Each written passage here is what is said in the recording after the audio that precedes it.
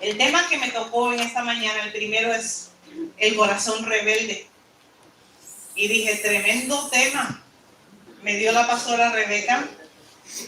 Me senté ese ratito en que me mandó 2 mensajes con los temas y me sonreí por un momento, pero inmediatamente se los puse en las manos a Dios. Y quiero decirle que trabajar en este tema, y aún lo que quiero compartir con ustedes, creo que en sí nunca es de una forma tan simple o tan sencilla, y ese compromiso no lo podemos ver de una forma tan liviana, porque sería bien fácil hablarles lo que queremos. Pero la palabra de Dios es perfecta. Amén. La palabra de Dios es completa. Amén. La palabra de Dios es medicina a nuestros huesos. La palabra de Dios es viva. La palabra de Dios transforma. La palabra de Dios da vida. La palabra de Dios sana, pero también necesito decirte que la palabra de Dios confronta. Amén. Así que la palabra no va a venir simplemente a pasarnos el bracito, aunque obviamente siempre lo va a hacer porque el deseo de Dios para nosotros es bueno. Pero también la palabra de Dios va a señalar aquellas áreas donde tú y yo podemos ser mejores. Va a señalar aquellas áreas donde tú y yo necesitamos ser sanadas. Va a señalar aquellas áreas donde tú y yo podemos crecer. Va a señalar aquellas áreas donde tú y yo podemos madurar. Va a señalar aquellas áreas que nos incomodan y es ahí donde Dios espera que tú y yo respondamos. Amén. Todas las que estamos sentadas aquí que tenemos hijos, hablamos con nuestros hijos y me causa gracia porque les decimos, y no contestes. Entonces está el niño así con todo miedo, parado. No vas a decir nada. Y el niño pues no sabe, o contesta o no contesta. Si me acabas de decir que no conteste. Y a veces pensamos que también es la forma en cómo Dios trata con nosotros. No, Dios habla y Él espera que respondamos. Dios habla y Él espera de que tú y yo acatemos lo que Él pide de nosotros. Dios habla y Él espera que tú y yo hagamos ajustes. Y quiero decirte en esta mañana, cuando Dios pide de ti y de mí es porque Él sabe que tú y yo podemos. Cuando Dios demanda de nuestras vidas es porque Él sabe que no depende solamente de nosotras, sino que el Espíritu de Dios vive en nuestras vidas. Y es el Espíritu de Dios el que nos fortalece, el que nos equipa, el que nos da las herramientas, el que nos prepara y nos encamina para que tú y yo verdaderamente podamos dar el dote de lo que Dios pide de nosotras. Así que este tema no va a ser fácil y mucho menos porque el libro de Oseas. Y le dije al Señor, Father, my God. Pero llevó el Señor mi corazón a este libro. Amén. Así que si ya están listas, no voy a leer un versículo, casi siempre leo un verso para empezar como punto de partida. Pero en esta mañana quiero empezarlo con la definición de lo que significa la palabra rebelde. Porque a veces tenemos un concepto vago o un concepto así medio descuidado de lo que verdaderamente significa tal palabra. Cuando busqué en el diccionario Holman 2008, diccionario bíblico, la definición de la palabra rebelde, me causó tanta gracia porque si hubiesen podido ponerle la foto del pueblo de Israel al diccionario, se lo hubieran puesto. Dice el diccionario que es un término utilizado por los profetas para describir la infidelidad a Dios de Israel. Y quiero que se vayan conmigo porque quiero hablarles, pero también quiero comprobárselos bíblicamente.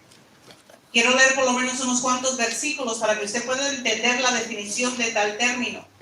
Vamos a ver qué dice Isaías, capítulo 57, verso 17.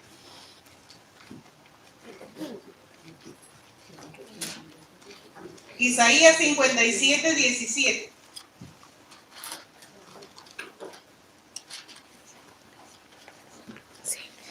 Y dice así el versículo. Por la iniquidad de su codicia me enojé y le herí. Escondí mi rostro y me indigné, y él siguió rebelde por el camino de su corazón. Y cuando encontré este versículo dije, pues creo que de aquí fue que Pastora Rebeca escogió el tema. Porque salieron ahí las dos palabras. Miren lo que dice Jeremías, capítulo 3. Van a estar viendo algunos pasajes conmigo. Porque es importante, ¿no?, que aunque podamos desglosar cualquier tema en esta tarde, que usted entienda que esto está en la palabra del Señor. Y que cuando la palabra del Señor nos habla con toda la intención, porque si hay alguien que nos conoce es Dios. Jeremías capítulo 3, el verso 14 y el 22. Y le aconsejo que cuando usted esté en casa lea el capítulo completo de Jeremías 3, porque está tremendo cómo el Señor le habla al pueblo. Jeremías 3, 14 dice: convertíos, hijos rebeldes, dice Jehová, porque yo soy vuestro esposo, y os tomaré 1 de cada ciudad y 2 de cada familia, y os introduciré en Sión. El verso 22 dice: convertíos, hijos rebeldes, y sanaré vuestras rebeliones. He aquí nosotros venimos a ti, porque tú eres Jehová nuestro Dios. Quiero leer uno más. Jeremías 8, verso 5.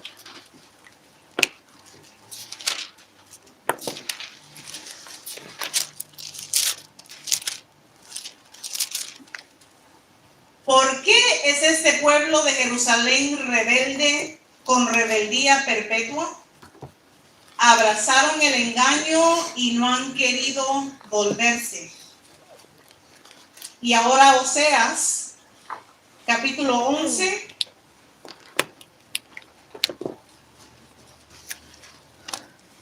Quiero escuchar sus hojitas que están caminando conmigo, porque quiero llegar a un punto común con ustedes en esta mañana. Oseas 11, verso 7.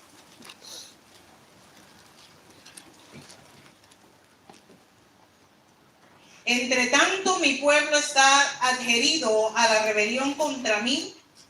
Aunque me llaman el Altísimo, ninguno absolutamente me quiere enaltecer.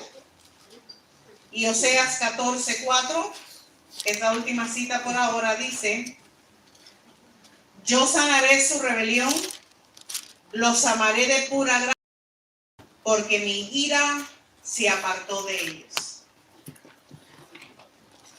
En esos pasajes que hemos leído en esta mañana, es evidente que Israel había quebrantado la fe en Dios, sirviendo a otros dioses y viviendo una vida inmoral. El segundo tema que el pastor Rebeca me dio se llama rompiendo maldiciones. Y cuando hablemos de este tema más adelante, voy a estar usando como ejemplo la vida de Eva. Porque la rebelión tiene su nacimiento. La rebelión tiene un punto de partida. La rebelión es algo que está arraigado en el corazón del hombre desde el momento en que el pecado entra. Entonces sería imposible para ti y para mí en esta mañana hablar de la rebeldía, hablar de la rebelión de una forma ajena o desconectada, porque a veces pensamos que estas cosas no tienen que ver con nuestras vidas.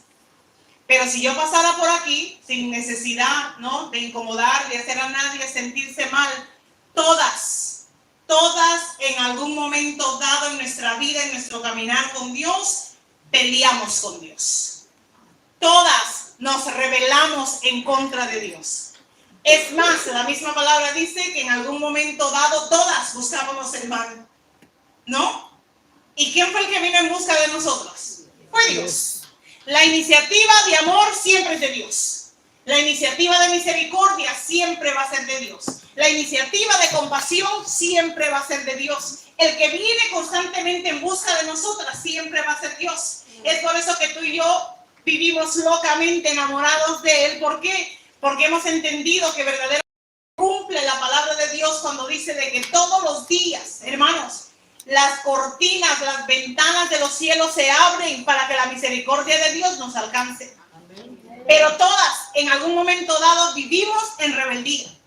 Vivimos desconectadas de Él, vivimos alejadas de Él, y aún sirviéndole a Cristo, todavía quedan semillas de rebeldía en nuestro corazón. ¿Sabe por qué? Aunque no conozco a nadie personalmente aquí en esta mañana, porque aún conociendo la verdad de Dios, tú y yo negamos a Dios.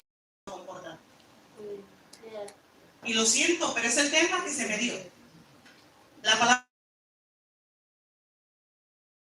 contradice, Dios no tiene dos bocas a la hora de hablar, la palabra de Dios es clara. Y la Biblia, el tú y yo, se nos es contado como pecado. Lo cual quiere decir que todos los días tú y yo tenemos que tomar decisiones que honren a Dios. Decisiones que glorifiquen a Dios. Decisiones, gloria al Señor, que aunque no son fáciles a nuestra humanidad, tú y yo entendemos que el que conoce lo que es mejor para cada una de nosotras sigue siendo Dios. La voluntad de Dios es perfecta. La voluntad de Dios es buena. Dios como Padre sabe lo que es mejor para cada una de nosotras. ¿Acatamos todo lo que Dios pide de nosotros? Ahorita nadie va a contestar. Pero por lo menos hágame do something. Porque yo batallo, aún como madre, batallo como esposa.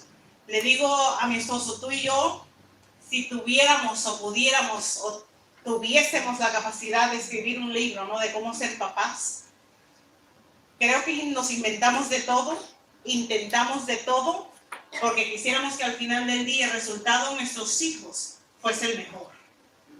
Y aún teniendo todas las herramientas y teniendo todo el concepto y teniendo toda la teoría, a veces no concuerda lo que estamos viendo físicamente. Entonces le digo yo a mi esposo, si tú y yo, en nuestras limitaciones de papá, porque la Biblia habla de ese concepto, ¿no? Tú y yo somos padres y somos padres malos. Pero la Biblia dice que siendo padres malos, tenemos la capacidad de dar buenas dádivas a nuestros hijos. Porque dice, ¿qué padre es aquel que si su hijo le pide un pan le va a dar piedra, o si le pide pescado le va a dar serpiente?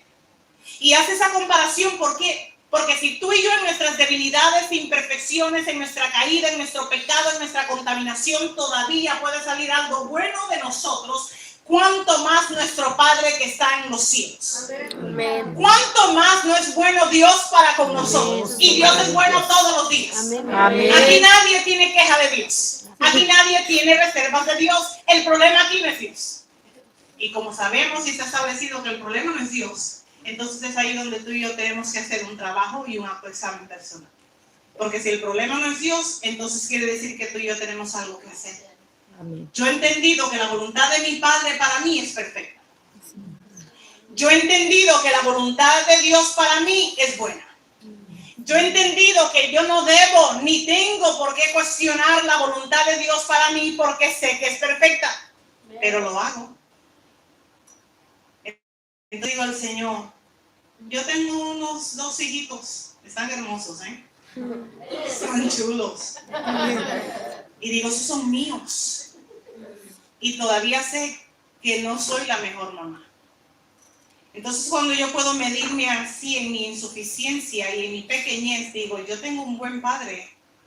Y teniendo el mejor padre del mundo, todavía somos malos hijos.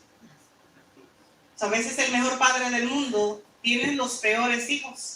Porque aún sabiendo que la voluntad de Él para nosotras es buena, todavía no nos sometemos a ella en su totalidad.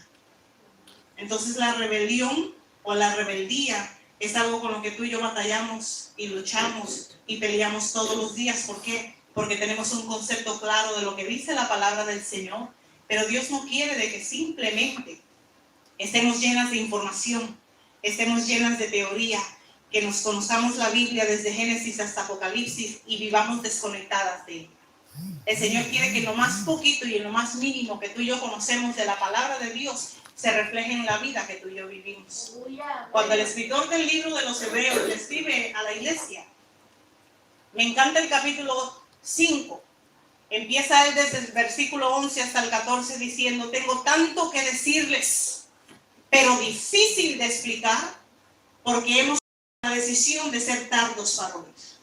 Es bien difícil hablar con gente que no quiere escucharte. Es bien difícil hablar con gente que ha cerrado su corazón. Y pasa aquí, pasa en la casa, pasa con el marido. No, con el marido ni me está escuchando. Te está mirando, pero no está escuchando. Y estás predicándole a la iglesia y la iglesia todavía con su postura, con su actitud, con su cuerpo. Decirte que no está recibiendo lo que le estás diciendo. Y es bien difícil porque el escritor lo pone de esa forma.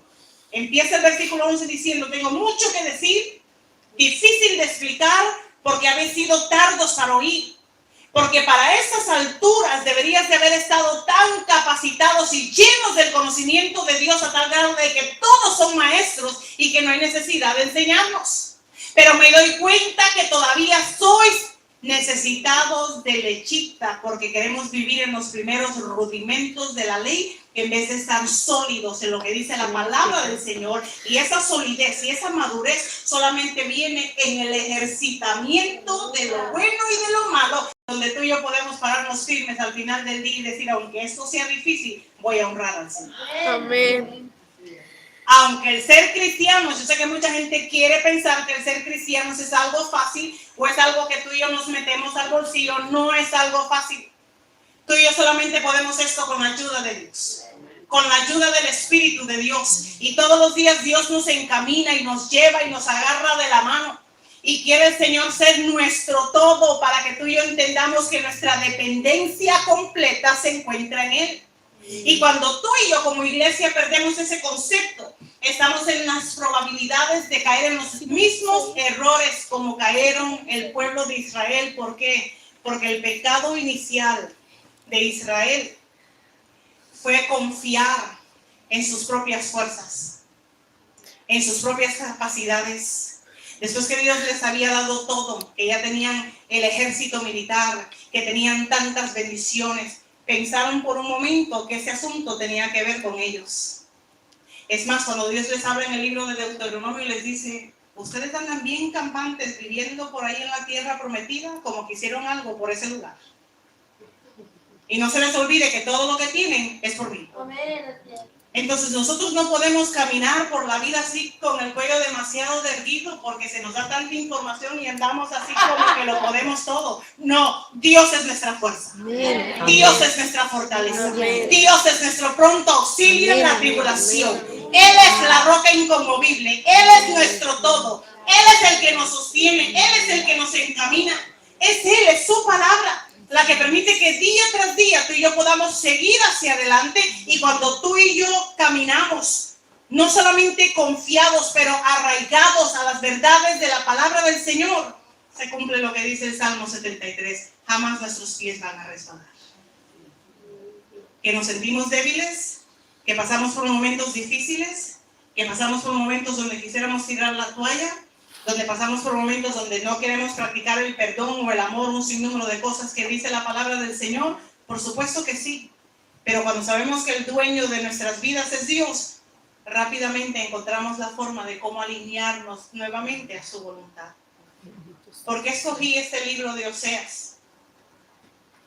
Es un libro tan tremendo que no se puede leer por encimita y que tampoco podemos verlo de una forma tan vaga, porque su contenido tiene una profundidad increíble. A veces escucho predicadores, escucho maestros, escucho líderes hablando acerca del pueblo de Israel y hablamos de una forma tan libre de este pueblo, ¿no? Que eran desobedientes, que eran cabezones, que eran esto, que eran nosotros. Pero cuando tú y yo hacemos un examen muy de cerquita, la iglesia también nos podemos ver en ese pueblo. Porque Dios ha hecho mucho por nosotros. Amén. Y Dios sigue haciendo mucho por nosotros. Amén. Y la mano de Dios no se ha cortado para tener misericordia de nuestras vidas. Y todos los días Dios trata con nosotros. Y todos los días viene la palabra del Señor. ¿Por qué razón? Para que estemos en este lugar engordando y contentas de que todo está bien y sentirnos bien. No, no. El Señor no nos ha salvado para simplemente estar en estas cuatro paredes. El Señor nos ha salvado para que entonces tú y yo seamos sus representantes. Para que tú y yo seamos sus manos. Para que tú y yo seamos sus pies. Para que tú y yo seamos su corazón. Para que tú y yo seamos su boca. Para que tú y yo seamos los proclamadores de esas buenas nuevas que salvan.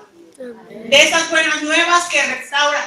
De esas buenas nuevas que libertan. Tú y yo somos portadoras de buenas noticias. Amén. Pero para poder portarlas, debemos de también entender la responsabilidad y el peso que Dios ha depositado sobre nuestras vidas. Cuando pensamos en este pueblo, no tenemos el tiempo para irnos al trasfondo de su contexto ni de su historia. Pero vamos a ver a un pueblo esclavizado, a un pueblo perdido, a un pueblo sufriendo, a un pueblo privado de toda clase de libertad, que también va a ser mi último tema en esta tarde. Y cuando el pueblo se encuentra oprimido hasta ya no más poder, claman a Dios. Y vamos a ver que ese trato de Dios para con el pueblo de Israel es un trato repetitivo. Porque entonces clamaban y Dios los salvaba, Dios los rescataba, Dios tenía misericordia de ellos. Y después que el pueblo era restaurado y era bendecido y miraba la mano de Dios y miraba la bendición de parte de Dios, como que vivían un ratito en ese espacio y nuevamente volvían al pecado. Y así vivió el pueblo de Israel con Dios por muchos años. Es por eso que cuando se habla del tema de la rebeldía, el pueblo de Israel se ve ahí en primera página. Porque es imposible que un pueblo vea la mano de amor de Dios, la mano compasiva, la mano misericordiosa de Dios, y que cada oportunidad que tenga le vuelva a dar la espalda a Dios. Y era exactamente lo que ese pueblo hacía. Así que cuando vamos al libro de Oseas, este libro, el nombre Oseas significa Jehová salva, o significa salvación. Este hombre profetizó en el reino del norte, y es esa clase de hombres que caen en esa misma categoría de contemporáneos con Jeremías, con Isaías y con Ezequiel. ¿Por qué? Porque la tarea que Dios pidió de este hombre no fue nada sencillo. Este es quizá el libro más extraño de toda la Biblia, porque Dios instruyó a su profeta para que tomara por mujer a una prostituta. Y hay varias razones para que Dios hiciera esto. Número 1, estaba la razón experimental. Al casarse Oseas con una mujer infiel, podría quizá entender como ningún otro profeta algo de la angustia del corazón de Dios por el reino del norte, cuyas gentes estaban cometiendo constantemente adulterio y fornicación espiritual contra Jehová.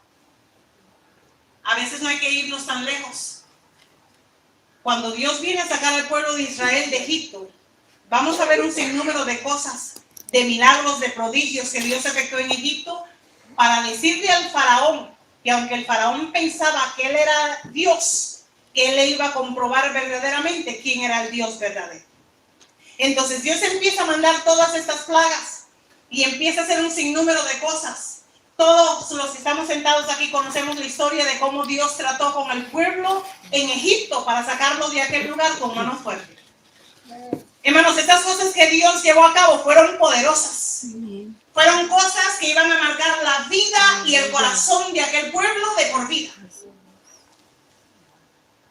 Pero así como salen de Egipto, así como están a punto de llegar enfrente de aquel mar y empiezan a ver que se levanta la oposición, ¿qué empezó a hacer el pueblo? Empezó a murmurar. Hace ratito se les acababa de olvidar que Dios había hecho cosas grandes para sacarlos de Egipto. Y empiezan a murmurar y empiezan a retar a Moisés. Es que nos has sacado de aquí para morir. Porque a veces tú y yo no podemos ver el panorama completo de lo que Dios ha hecho. Porque siempre el enfoque del hombre va a estar en cómo tú y yo podemos ser beneficiados. Y quiero decirte en esta mañana que aunque queremos empoderarte o queremos que salgas de aquí con ganas de seguir hacia adelante, de que le eches ganas, este asunto no se trata de nosotros, se trata de Dios. Este asunto se trata de Dios. Se trata de la voluntad de Dios en nuestras vidas. Y la voluntad de Dios para nuestras vidas es perfecta. Y aquí vamos a ver este pueblo murmurando, vamos a ver este pueblo quejándose, vamos a ver un líder ya frustrado. Y Moisés en aquel momento como que quiere hablar con Dios. Y el Señor le dice: Moisés, ahorita no es tiempo de hablar, es tiempo de accionar. Levanta lo que tienes en la mano. El Señor separa aquellas aguas que tú y yo las vemos en las películas como que fueran, I'm sorry, una vaquera o algo de ciencia ficción. Pero siempre que yo pienso en ese concepto, Pastora Rebeca, yo digo, Si yo hubiese formado parte de ese grupo que tenía que cruzar ese río, yo hubiese sido de las que tuviese que haberse quedado de último. Yo no voy ni enfrente ni de atrás, voy por en medio. Porque si empiezo a ver que empiezan a derribarse las aguas de enfrente, me da tiempo de correr hacia atrás. Y yo pienso en todas esas cosas, porque tú y yo pensamos que aquella cena para aquel pueblo iba a ser algo tan fácil o tan sencillo de creer. A veces tú y yo leemos la Biblia y decimos, pero esta gente, ¿por qué no se acomodó? ¿Por qué no se alineó? Pues ¿por qué no nos acomodamos nosotras? ¿Por qué no nos alineamos nosotras? Porque la palabra de Dios sigue vigente para nuestras vidas. La palabra de Dios todavía tiene demandas para nuestras vidas. La palabra de Dios todavía pide, todavía exige. Hay cosas que no son si tú quieres, no son opcionales. La voluntad de Dios es para que tú y yo la obedezcamos. Y menciono conceptos como estos, ¿por qué? Porque este pueblo vio la gloria de Dios, vio el poder de Dios manifestado, vieron a Dios cara a cara, vieron a Dios palpablemente. Y en el primer momento que pudieron murmurar y que sus corazones pudieron rebelarse en contra de Dios, lo hicieron. ¿Por qué? Porque cuando el líder de Dios sube al monte para recibir instrucciones de parte de Dios para el siguiente paso, allá estaba el pueblo presionando a Aarón, quitándose sus joyas y sus prendas, porque ahora querían a un Jehová que pudiesen tocar y mirar con sus ojos y sus manos. Lea la Biblia. Está bien clarito en Éxodo. Haznos a nuestro Dios. Y es ahí donde está la rebelión o la rebeldía arraigada en el corazón del hombre. Cuando tú y yo queremos poner a Dios al lado. Entonces, no tenemos el tiempo para dar cada ejemplo o cada una de las experiencias que este pueblo tuvo y caminaron con Dios, pero vivieron en esta condición por años. Y cuando tú y yo no solucionamos el asunto de la rebeldía, estamos en constante conflicto con Dios en todo tiempo. Porque no sabemos si someternos a la voluntad de Dios o a la voluntad nuestra.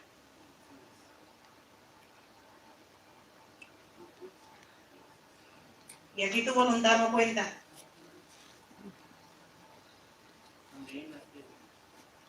Gracias por ese amén, pastor. Nuestra voluntad aquí no cuenta, cuenta la voluntad de nuestro Padre. Entonces tú dirías, este tema no es para nosotros, porque aquí no hay rebeldes. Pero hay rebeldes, y hay rebeldía cuando tú y yo no queremos someternos a la voluntad de Dios.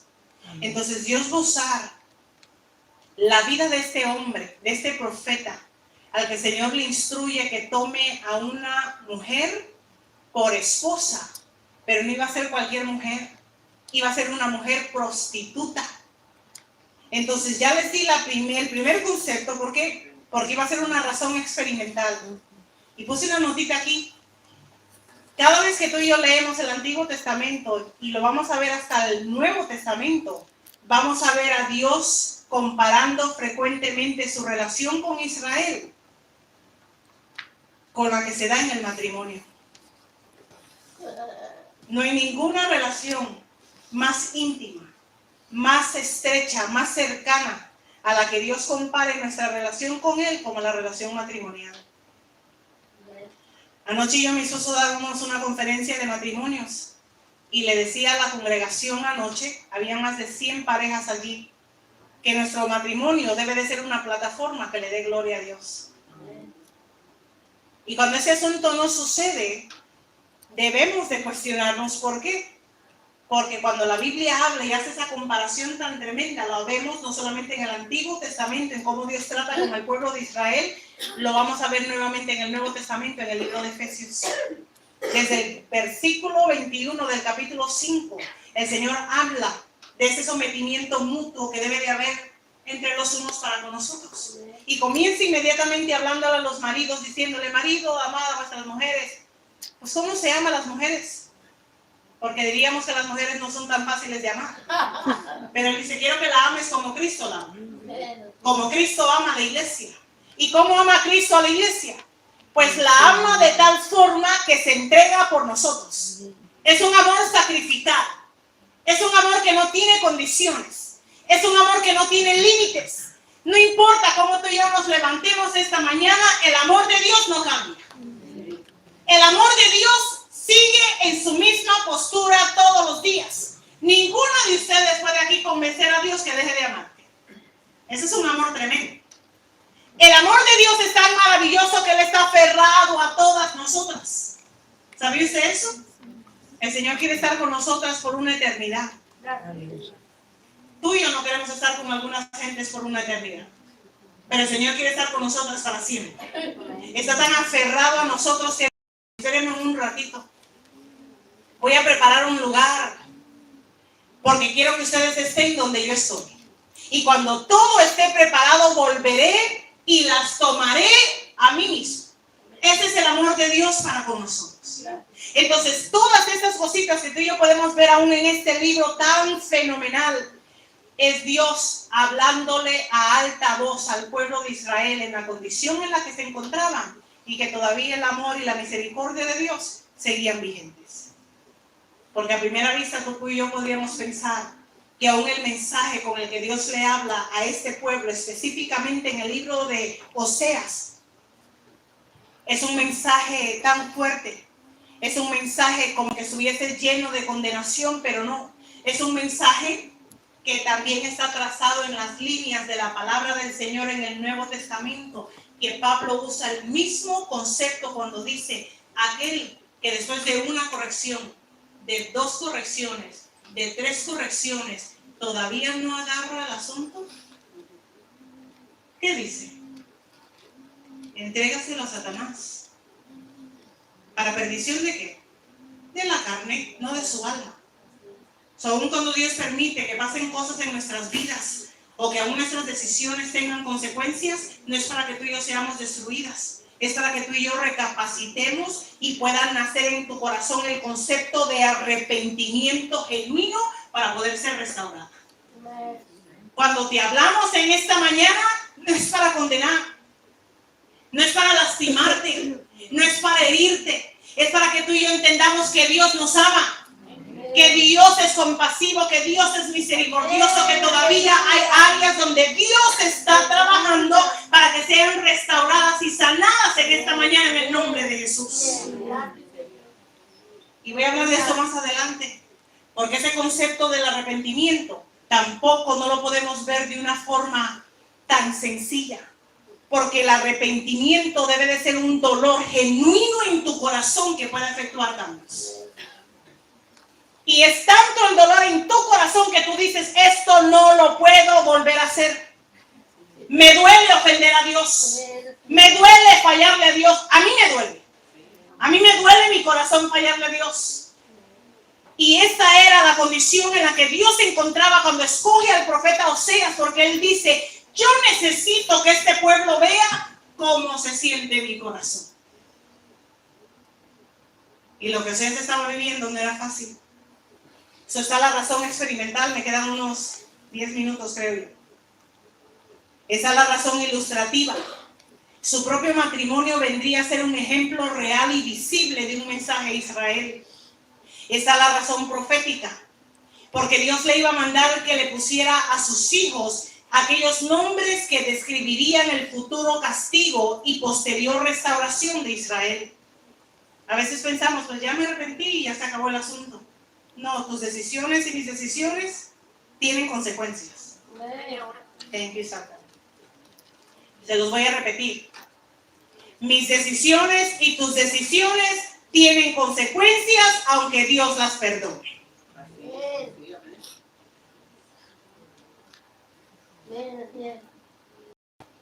Oseas pudo ministrar por más tiempo que ningún otro profeta. Oseas predijo la invasión a Siria del reino del norte y vivió lo suficiente para ver que todas sus profecías se cumplieran hasta el año 721 a.C.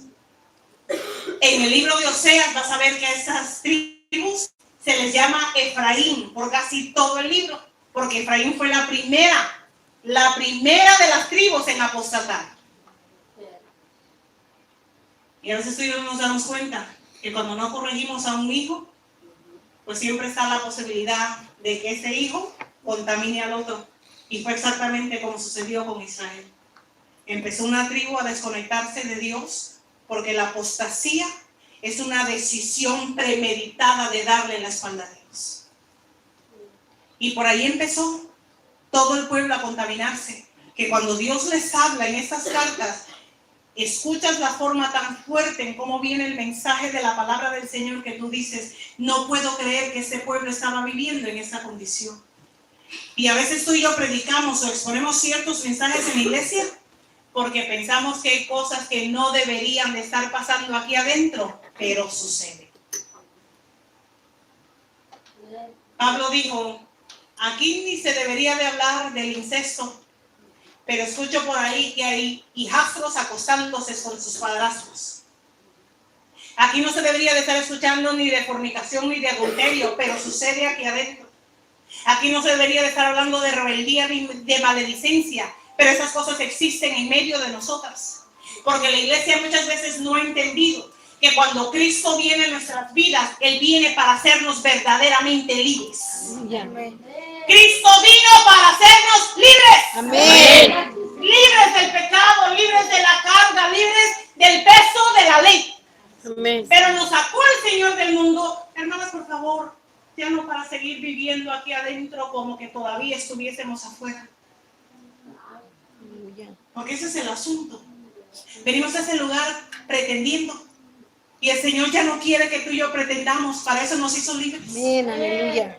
Entonces esas áreas en donde tú y yo estamos batallando y estamos luchando, estas son las áreas que tú y yo todos los días tenemos que entregárselas en las manos al Señor. Amén. Entrégaselas al Señor con nombre y apellido. Amén. Señor, yo vengo de este trasfondo. Vengo de esta crianza. Vengo de experiencias. Vengo de esta clase de pecado. Vengo de esta forma de vivir. Así se hizo con mamá, así se hizo con papá. Y cuando tú y yo venimos delante del Señor, y no solamente venimos delante de Él, pero permitimos que las verdades de su palabra rompen nuestra mente y nuestro corazón, Dios es glorificado. Amén. Dios es bendecido. Dios tiene el poder para obrar en nuestras vidas, pero nunca va a hacerlo si tú y yo no le damos el permiso. Entonces, cuando Dios ilustra el matrimonio del profeta Oseas con Gomer, simplemente el Señor estaba diciendo en alta voz, esta es la condición en la que yo, un padre amado, un esposo amado, sigo viviendo con una esposa desleal. Yo no sé de tu condición en esta mañana. Yo no sé cómo estás viviendo tú delante del Señor en esta mañana. Pero estoy segura que todas las que estamos aquí nos conocemos. Todas conocemos esas áreas donde podríamos mejorar. Todas conocemos las áreas donde deberíamos de cambiar. Todas conocemos esas áreas donde deberíamos de experimentar un genuino arrepentimiento. Porque es que ofrecemos ese mensaje de salvación, y me estoy adelantando, pastora. Ofrecemos ese mensaje de salvación y la gente repite esa oración, pero no ha habido un genuino arrepentimiento. Cuando los ves pecando, que se van y entran y salen de la congregación, dice, ¿por qué se comporta la hermana de esa forma? Es que nunca ha sido hermana. Santo. Es que nunca ha experimentado el genuino arrepentimiento, porque el genuino arrepentimiento da fruto. Amén, aleluya. Amén. Entonces, lo que Dios estaba haciendo por medio de la ilustración de la vida de este hombre, es Dios diciendo, esa es la clase de matrimonio que tengo yo. A mí me duele que mi padre tuvo esa clase de matrimonio con su pueblo. Y me duele aún más, porque así como la Biblia empieza con un matrimonio, también tiene que terminar con unas bodas de cordero. ¿Y con quién cree que la va a terminar? Con nosotras. Amén. Vamos a ser buenas esposas, por favor. Vamos a alinearnos a la voluntad de Dios para nuestras vidas. Amén. Si tú y yo tuviéramos algo aquí que negociar, o algo aquí que debatir con Dios, o algo aquí que decirle al Señor, ¿sabes qué, Padre? Hazlo así. O bájale un poquito aquí. 2 rayitas. El Señor no tiene que hacer aquí nada. Las que tenemos que alinearnos aquí somos nosotras. Amén. Y es por eso que el Señor compara frecuentemente su relación con Israel como la de un matrimonio. No sé si alguien me busca Isaías 62:5. Alguien me busca Oseas 2:19. 62:5.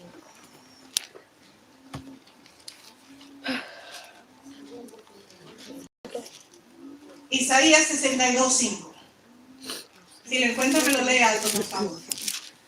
Pues como el joven se desposa con la virgen, se desposarán contigo tus hijos. Y como el gozo del esposo con la esposa, así se gozará contigo el Dios tuyo. Qué lindo.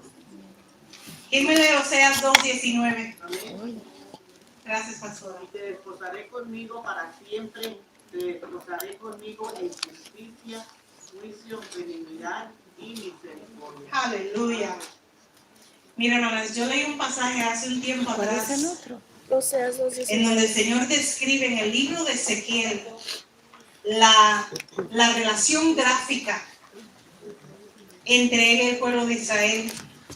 Cuando le dice, te encontré cuando aún eras jovencita, cuando estaban empezando a crecer tus senos, y te encontré sucia, y te encontré en tus sangres, y te recogí, y te traje a mi casa, y te limpié, y te bañé, y te puse prendas, y te puse vestido nuevo. Y después que te di nombre, y te di identidad, y te di estatus, fuiste a buscar con quién podrías revolcarte de una vez más. Y cuando te revolcabas, en el libro de Jeremías, capítulo 3, es que a veces ustedes me miran y dicen, hermana Francis, es muy fuerte. No, si tú lees Jeremías 3, el Señor le dice, en cualquier cama que tenías oportunidad te metías. Y el Señor volvía a buscar a Israel. ¿Por qué? Porque el deseo de Dios para Israel es que nunca se pierda. El deseo de Dios para nosotras es que tú y yo no nos perdamos. Amén. El deseo de Dios para nosotras es que tú y yo estemos bien. Miren, hermanas, no importa qué tan mal se porten nuestros hijos, siempre van a ser nuestros hijos. Y a veces tú y yo miramos otros casos, otras situaciones y decimos, no, esto aquí yo no lo permito. Esto aquí yo no voy a dejar que pase. Y cuando vienen con lágrimas así, rapidito estamos. Ni dejamos que entren, ya estamos en la puerta esperándolos. Porque no podemos negarles que son nuestros hijos. Eso no quiere decir que aplaudimos su comportamiento. Eso no quiere decir que celebramos su actitud. Eso no quiere decir que su rebeldía la recibimos con una sonrisa. Pues tampoco Dios. Mi rebeldía y tu rebeldía quebranta el corazón de Dios. Mi desobediencia y tu desobediencia hiere el corazón de Dios. Pero Dios no se cansa de tratar con nosotras. Y era exactamente lo que Dios estaba haciendo por medio del cuadro que Dios está usando por medio de la vida de Oseas con esta mujer y sus hijos. Quiero darle 3 cositas para ir cerrando en esta parte, en esta mañana. El libro de Oseas es citado en el Nuevo Testamento más veces en relación a su tamaño que ningún otro libro del Antiguo Testamento, por un total de 30 veces. Posiblemente no lo habías notado, pero ahora vas a irte al Nuevo Testamento a ver cuántas veces encuentras a Oseas. Vamos a ver un esposo agraviado y su esposa la ofensora. El esposo era Oseas y su esposa se llama Gomer. Vemos la mala reputación de la esposa de Oseas. Gomer era aparentemente una prostituta antes de casarse y fue después una adúltera. El profeta trató en vano de salvar su matrimonio tratando diferentes métodos. ¿Cuáles fueron algunos de los métodos de Oseas? Pues en Oseas capítulo 2, verso 6, él dice, por tanto, he aquí, yo rodearé de espinos su camino y la cercaré de seto y no hallará sus caminos. Lo cual quiere decir que él, Oseas, trató todo con tal de apartarla de los mercados del mundo para que no fuese a prostituirse.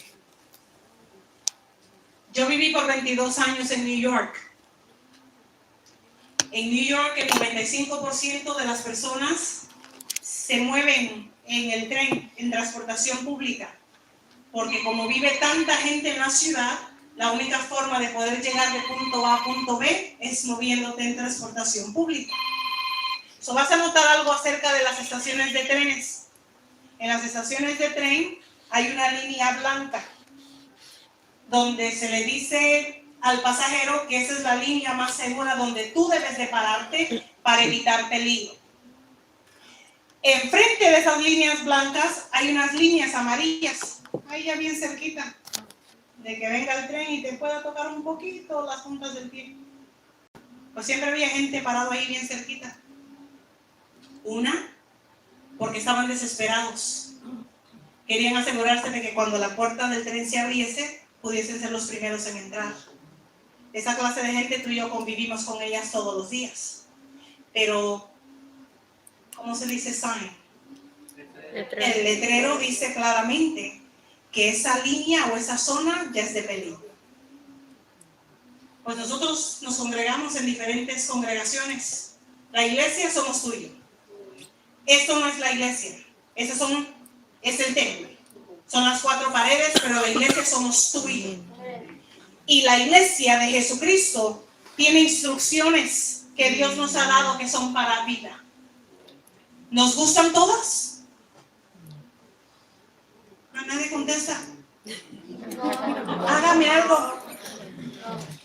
¿Nos gustan todas? No. ¿Nos acomodan todas? No. ¿Nos reímos con todas? No. ¿Nos deleitan todas? No. No, David fue el único que dijo, en tu ley está mi delicia, y en ella medito de día y de noche.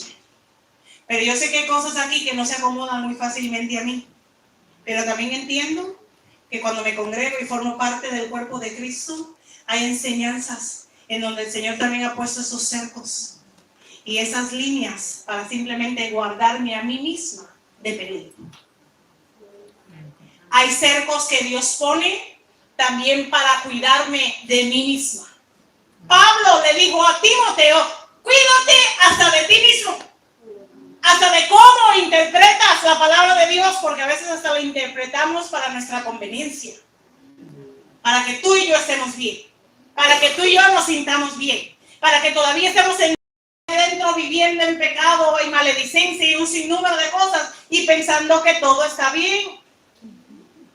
Por eso tengo mi dibujito ahí atrás, porque hay gente que sigue viviendo en ese cerco que Dios ha preparado de gracia previniente, en donde Dios todos los días está tratando contigo y conmigo para que aceptemos el plan de salvación, pero eso se queda en un plan hasta que tú y yo no tomamos la decisión de entrar en casa y vivir en santidad. Tú y yo podemos vivir en santidad, porque sin ella nadie va a ver a Dios. Entonces Dios mismo se encarga de poner esos cercos de protección y de cuidado para que tú y yo también no andemos así como Gomer andaba todo el tiempo, dejando a su marido por otros. Posiblemente tú y yo ahorita nos decimos, yo, hermana Francis, yo no me hago adulterio, ni en fornicación, yo no engaño a mi esposo, nada de eso de lo que usted me está hablando lo hago yo. Pero ¿qué dicen nuestras actitudes y nuestro comportamiento acerca de nuestra relación con Dios? Eso que nadie conoce, que solamente conoce usted y yo. Eso que está escondido ahí, porque el único que escudriña el corazón del hombre es Dios. El único que sabe con lo que tú y yo estamos batallando internamente ahorita es Dios. Solamente Dios sabe cómo llegamos aquí esta mañana, diciéndole al Señor, please, ayúdame. Quiero cambiar. Quiero que esta área sea sana, que esta área sea cortada en esta mañana. Dios tiene el poder para hacerlo. Amén. Pero tú y yo necesitamos entregárselo en esta mañana. Amén. Amén. Oseas puso cerco para que su esposa no se prostituyese, pero ella siempre encontraba la forma de cómo cruzar esos cercos e ir en busca de otros maridos. Entonces ese asunto ya no tiene que ver con Dios, tiene que ver con las decisiones que tú y yo necesitamos tomar en esta hora. ¿Me comprenden, mujeres? Amén. ¿Qué más hizo Oseas? Pues Oseas pensó que podría forzarla de esta manera a permanecer en casa. Buscó incluso la ayuda de Jezreel, su primer hijo, pidiéndole que razonara con su madre acerca de la insensatez de su cordura. En Oseas 2:2 dice, contended con vuestra madre, contended, porque ella no es mi mujer, ni yo su marido. Aparte pues sus fornicaciones de su rostro y sus adulterios de entre sus pechos. Pero nada de esto iba a servir pues Gomer volvería a las andadas cada oportunidad que pudiese. ¿Qué más hizo Oseas? Pues después que Gomer se entregaba a sus maridos, en una de esas últimas andadas fue vendida a los esclavos. Y el Señor le habla a Oseas y le dice: ve y cómprala. Después de haber sido usada por sus lujuriosos amantes, fue abandonada y vendida como esclava. Dios le ordenó a Oseas que fuera a buscarla y la rescatara de esta situación. Oseas 3:2 dice: la compré entonces para mí por 15 siclos de plata y 1,5 gomer de cebada. En ese folletito que les preparé, escribí los nombres de los hijos de Gomer y Oseas, porque cada uno de sus hijos iban a cumplir con una profecía específica de los castigos y de los juicios que iban a venir más adelante en contra del pueblo por su constante abandono, por su constante fornicación, por su constante adulterio en contra de Dios. Pero hay algo que me fascina de la niña que le nació a Oseas y a Gomer.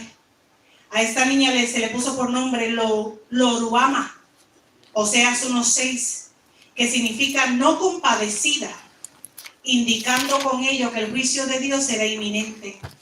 Pero junto con el nombre de esta niña vino también una promesa de redención.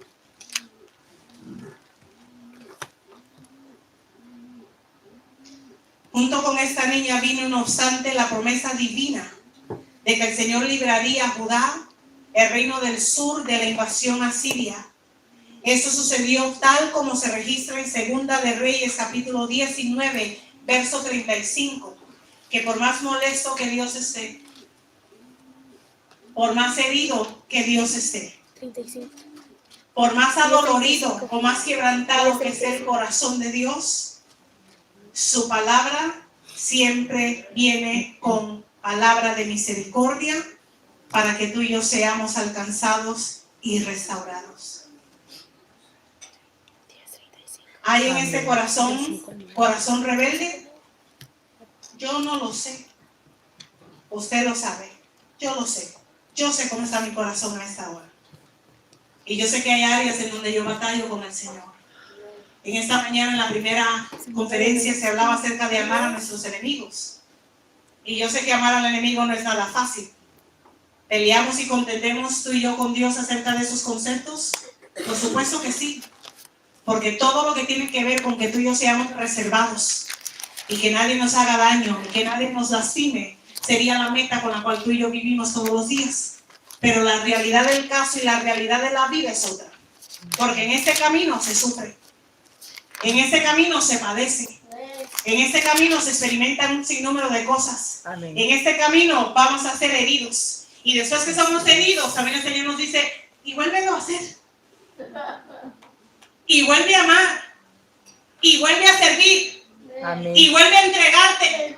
¿Y sabes por qué el Señor puede hacer eso? Porque Él lo vivió, lo experimentó, Así es. lo experimenta todos los días. Y el amor de Dios sigue vigente para con nosotros de la misma forma todos los días. Amén.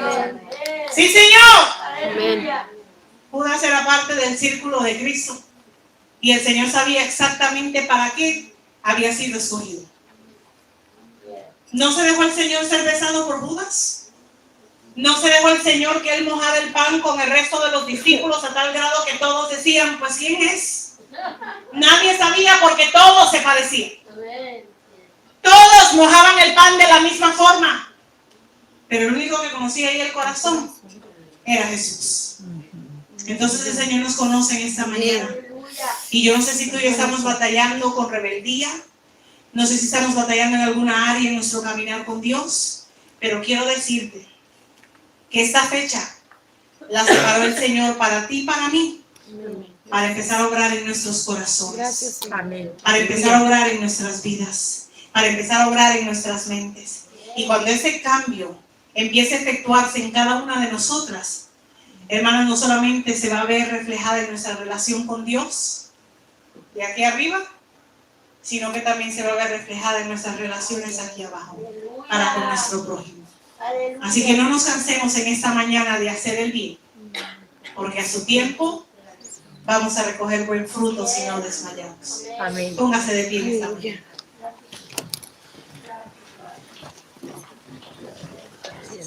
Estírese ahí un poquito.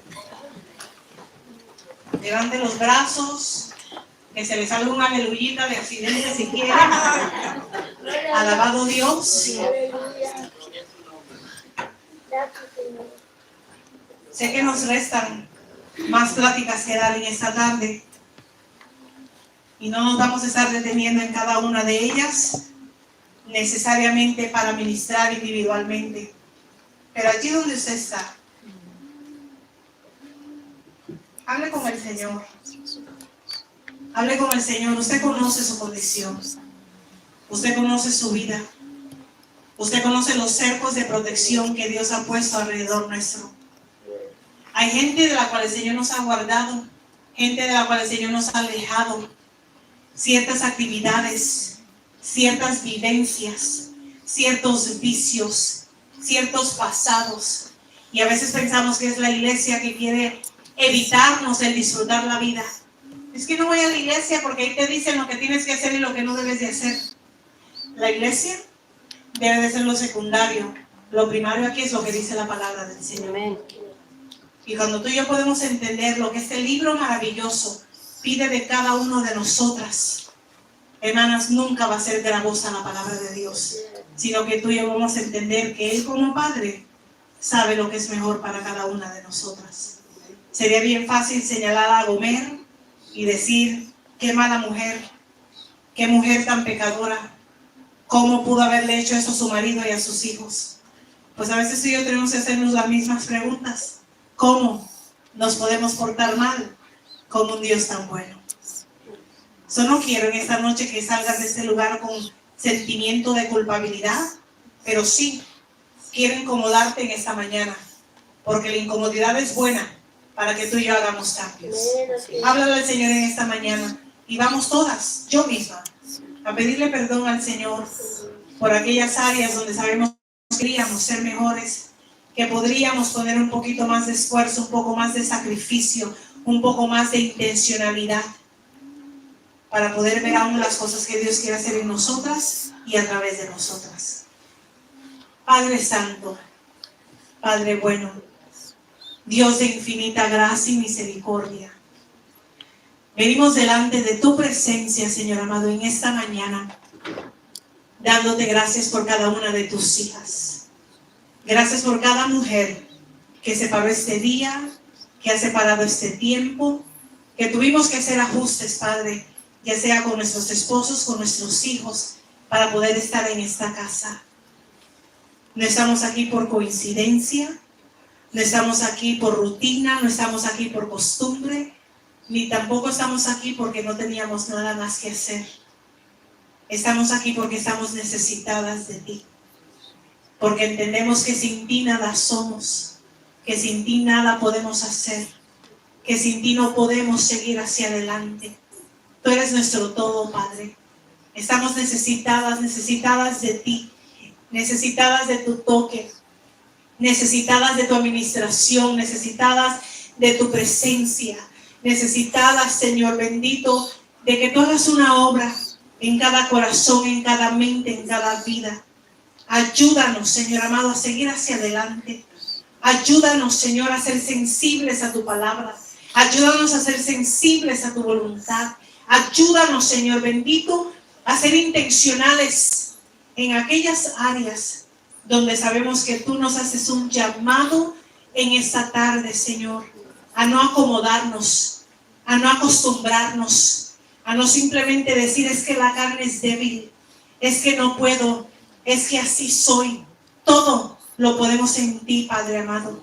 Y por eso venimos en esta mañana con toda la libertad que nos da tu palabra.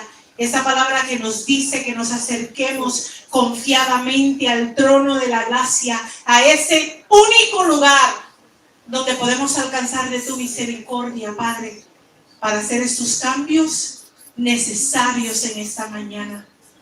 Te necesitamos, te necesitamos, te necesitamos, Padre. Perdónanos en esta mañana, perdona nuestra indiferencia, perdona nuestra frialdad, perdona nuestra apatía, perdona, Señor amado, hasta las actitudes con las que muchas veces nos acercamos a ti y nos acercamos a tu palabra, aun cuando sabemos que es con nosotras con quienes tú estás tratando, Padre. Yo me humillo en esta mañana y te pido que no te canses, Padre. No te canses de trabajar conmigo. Y sé que no te cansas porque día tras día vas en busca de mí, dándome la oportunidad de venir nuevamente a tus brazos, Padre. Te doy gracias por cada mujer que está en este lugar, aquella que vino con luchas, que vino con cargas, aquella que llegó deprimida, aquella que llegó, Señor amado, con situaciones pendientes. Todas esas cosas las ponemos en tus manos para que en el transcurso de este día sea tu Espíritu Santo sanando, restaurando, limpiando, purificando, renovando, Señor amado, que salgamos de aquí mujeres cambiadas por el poder de tu presencia. Todo esto te lo pedimos en el dulce nombre de nuestro Salvador, a quien amamos en esta mañana. Amén, Señor, amén. Dios les bendiga, mujeres. Dios les bendiga más.